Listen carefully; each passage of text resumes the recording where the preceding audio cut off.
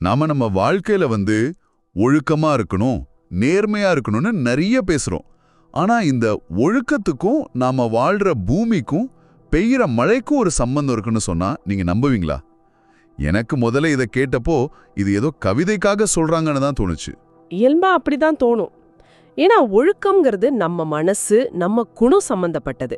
மழைங்கிறது பார்த்தா முற்றிலும் வேற, அது இயற்கை சம்பந்தப்பட்ட ஒரு விஷயம். இது ரெண்டுக்கும் எப்படி நேரடியா ஒரு தொடர்பு இருக்க முடியும்னு தோன்றதுல ஆச்சரியம் இல்ல. ஆனா அந்த தொடர்பை தான் 2000 வருஷத்துக்கு முன்னாடியே வள்ளுவர் ரொம்ப ஆணித்தரமா சொல்லிட்டு போயிருக்காரு. ஆமா, அந்த ஒரு குறள் தான் இன்னைக்கு நம்ம உரையாடலோட மையமே. இது மேலோட்டமா பார்க்கும்போது ஒரு சாதாரண கருத்து மாதிரி தெரியலாம். ஆனா அது உண்மையா இல்ல வள்ளுவர் சும்மா ஒரு கவிதைக்காக அப்படி சொல்றாரான்னு கொஞ்சம் ஆழமா அலசி பார்ப்போம். குறள் இதுதான்: நீரின் ரமையா துலகெனின் யார் யாருக்கும் வானின் ரமையா தொழுக்கு. இதுல முதல் வரி ரொம்ப எளிமையானது. நீரின் ரமையா துலகு, அதாவது தண்ணி இல்லாம இந்த உலகம் இயங்காது. இதுல யாருக்குமே மாற்று கருத்து இருக்க முடியாது. உண்மைதான். இது ஒரு அறிவியல் உண்மைனே சொல்லலாம். ஆனா 2வது வரி தான் இந்த குறளோட ஆன்மாவே. வானின் ரமையா தொழுக்கு. இங்கதான் விஷயமே இருக்கு. வானம் பொய்த்து போனா, அதாவது மழை பெய்யலைன்னா ஒழுக்கம் நிலைக்காதுன்னு சொல்றார். இங்க நாம கவனிக்க வேண்டிய ஒரு முக்கியமான வார்த்தை இருக்கு, ஒழுக்கு. நாம இன்னைக்கு ஒழுக்கம்னு சொல்றோம், டிசிப்ளின சொல்றோம். ஆனா வள்ளுவர் பயன்படுத்துற ஒழுக்குங்கிற வார்த்தைக்கு அதை விட ஆழமான அர்த்தம் இருக்கு. அப்படியா? ஒழுக்குன்னா நாம நினைக்கிற மாதிரி டிசிப்ளின் மட்டும் இல்லையா? இல்ல, ஒழுக்குன்னா the proper order of things. அதாவது ஒரு சமூகம் இயங்குறதுக்கான அடிப்படை விதிகள், வழிமுறைகள், சடங்குகள், கடமைகள்னு எல்லாம் சேர்ந்த ஒரு அமைப்பு. இது ஒரு தனி மனிதனோட குணம் மட்டும் இல்ல, ஒரு சமூகத்தோட மொத்த கட்டமைப்பும் அந்த ஒழுக்குங்கிற ஒரு வார்த்தைக்குள்ள அடங்கிடும். அப்ப வள்ளுவர் என்ன சொல்றாருன்னா, மழை இல்லைன்னா தனி மனித ஒழுக்கம் மட்டும் போகாது, சமூகத்தோட மொத்த அமைப்பே, அந்த ஒழுங்கே கொலைஞ்சிடும்னு சொல்றார். ஒரு நிமிஷம், இது இன்னும் பெரிய விஷயமா இருக்கே. ஒரு நல்ல நேர்மையான மனுஷன் மழை பெய்யாததால திருடனா மாறிடுவான்னு சொல்றதையே ஏத்துக்க கொஞ்சம் கஷ்டமா இருக்கு. நீங்க ஒரு சமூகமே குலைஞ்சிடும்னு சொல்றீங்க. அப்போ ஒரு தனி மனிதனோட மன உறுதிக்கும் அவனோட குணத்துக்கும் இங்க இடமே இல்லையா? எல்லாம் வானத்தை பொறுத்துதானா? ரொம்ப முக்கியமான கேள்வி இது. வள்ளுவர் தனி மனித மன உறுதியை குறைச்சு மதிப்பிடல, ஆனா அவர் ஒரு யதார்த்தத்தை பேசுறார். இப்ப நாம மனநல அறிவியல்ல மாஸ்லோஸ் ஹையாரக்கி ஆஃப் நீட்ஸ்னு ஒன்னு படிக்கிறோம் இல்லையா? அது என்ன சொல்லுது? ஒரு மனுஷனுக்கு முதல்ல அவனோட அடிப்படை தேவைகளான சாப்பாடு, தண்ணி, பாதுகாப்பு இதெல்லாம் கிடைக்கணும். இந்த அடித்தளம் சரியா இருந்தாதான் அவனால அன்பு, மரியாதை, ஒழுக்கம், நேர்மைன்னு அடுத்தடுத்த உயர்வான விஷயங்களை பத்தி யோசிக்கவே முடியும். புரியுது. அந்த பிரமிட்ல அடித்தளமே இல்லனா மேல இருக்கிற எதுவுமே நிக்காது. அதேதான். மழை இல்லைன்னா என்ன ஆகும்? விவசாயம் அழியும், உணவு உற்பத்தி நின்னுடும், குடிக்கிறதுக்கு தண்ணி இருக்காது. அதாவது அந்த பிரமிடோட அடித்தளத்தை நம்ம மொத்தமா உருவிடுறோம். அப்போ ஒரு சமூகத்துல பெரும்பான்மையான மக்களுக்கு உயிர் வாழறதே ஒரு போராட்டமா மாறும்போது அவங்க மனசுல உயர்ந்த சிந்தனைகளுக்கு எப்படி இடம் இருக்கும்? உயிர் பழைக்கணுங்கிற அந்த ஒரே ஒரு எண்ணம் மத்த எல்லா அறங்களையும் விழுங்கிடும். இது ஒரு தனி மனிதனோட தோல்வி இல்ல, சூழ்நிலையோட வெற்றி. சரி, இந்த உயிர் பிழைக்கிற போராட்டம் அது எப்படி ஒரு சமூகத்தோட ஒழுக்கத்தை மொத்தமா சிதைக்குது? பசி வந்தா ஒருத்தன் திருடுவான், அது ஒரு தனிப்பட்ட குற்றம். ஆனா ஒரு சமூக அமைப்பே எப்படி உடையும்? அது ஒரு சங்கிலி தொடர் விளைவு மாதிரி. முதல்ல பஞ்சம் வரும். பஞ்சம் வந்தா மக்கள் கூட்டம் கூட்டமா சாப்பாடு இருக்கிற இடத்தை நோக்கி நகர ஆரம்பிப்பாங்க. இதனால குடும்பங்கள் பிரியும், ஊர்கள் காலியாகும், ஒரு நிலையான வாழ்க்கை முறையே சிதறி போகும். 2வது, பற்றாக்குறை ஏற்படும் போது இருக்கிற கொஞ்ச நஞ்ச உறவுக்கும் தண்ணீருக்கும் சண்டை வரும். யாருக்கு முன்னுரிமைங்கிற கேள்வி எழும். பலவீனமானவங்க ஒதுக்கப்படுவாங்க. இங்க மனிதாபிமானம் செத்து போகும். சுயநலம் தலை தூக்கும், எனக்கு கிடைச்சா போதுங்கிற மனநிலை உருவாகும். சரியா சொன்னீங்க. அந்த மனநிலை தான் திருட்டு, வழிப்பறி, ஏன் கொலைக்கு கூட வழிவகுக்கும். சட்ட ஒழுங்கு கேள்விக்குறியாகும். மக்கள் அரசாங்கத்தை நம்ப மாட்டாங்க, ஒருத்தர் நம்ப மாட்டாங்க. உறவுகள் சிதைஞ்சு நம்பிக்கைங்கிற அந்த சமூக பசை மொத்தமா காஞ்சு போயிடும். இதுதான் ஒழுக்கு கெட்டு போறது. வெறும் தனிப்பட்ட குற்றங்கள் மட்டும் இல்ல, சமூகத்தோட நம்பிக்கை, உறவு, அமைப்பு எல்லாமே நொறுங்கி போறது. அப்ப வள்ளுவர் இந்த வறுமையோட கொடுமைய பத்தி வேற எங்கேயாவது பேசியிருக்கிறாரா? இந்த ஒரு குறள்ல மட்டும்தான் இயற்கைய வறுமையோட இணைக்கிறாரா? இல்லவே இல்ல. இதுதான் வள்ளுவரோட சிறப்பு.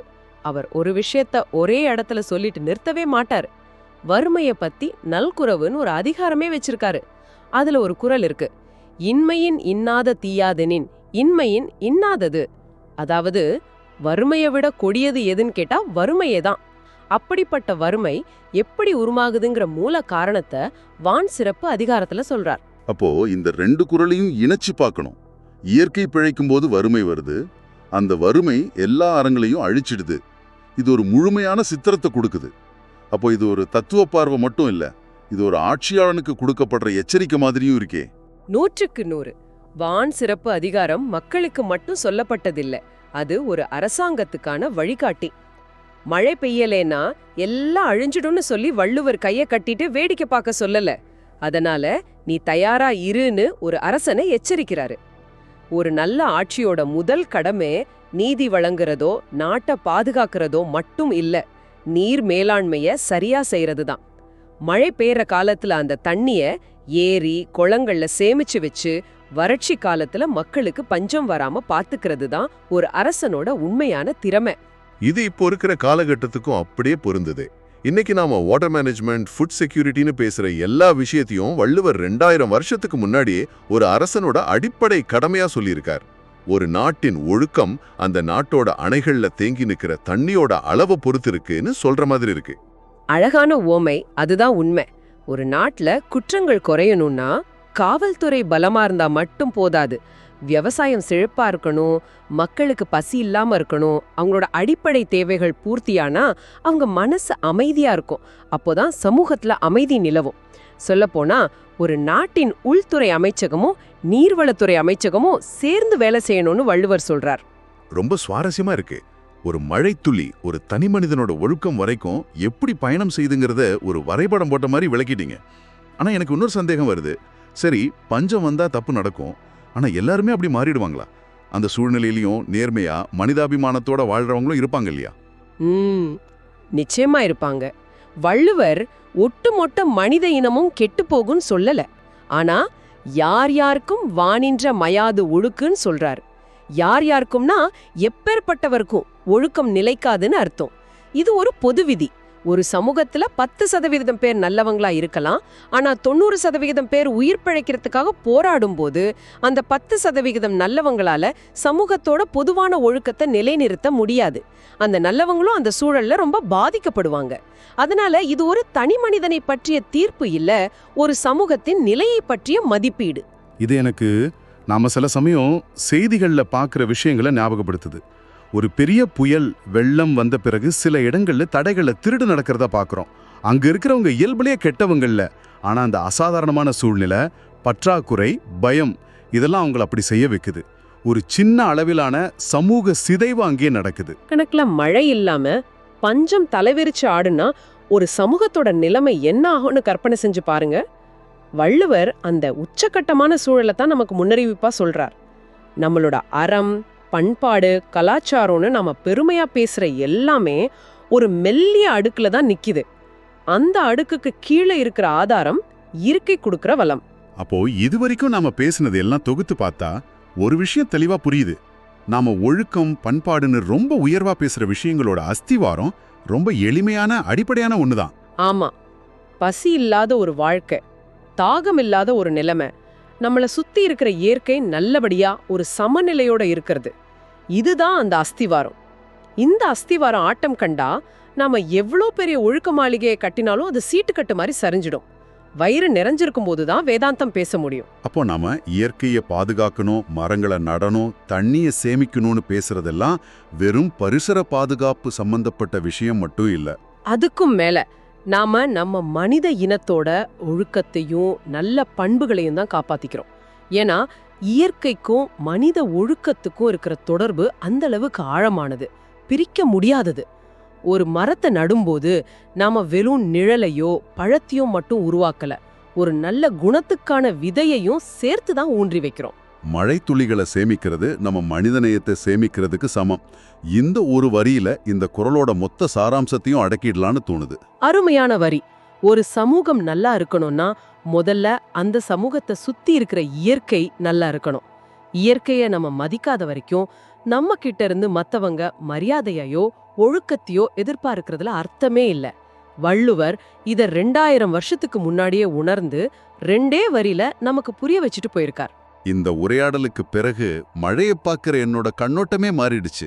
அது வெறும் வானிலை அறிக்கை சம்பந்தப்பட்ட விஷயம் இல்ல, அது நம்ம சமுதாயத்தோட ஆரோக்கியத்தோட சம்பந்தப்பட்டது.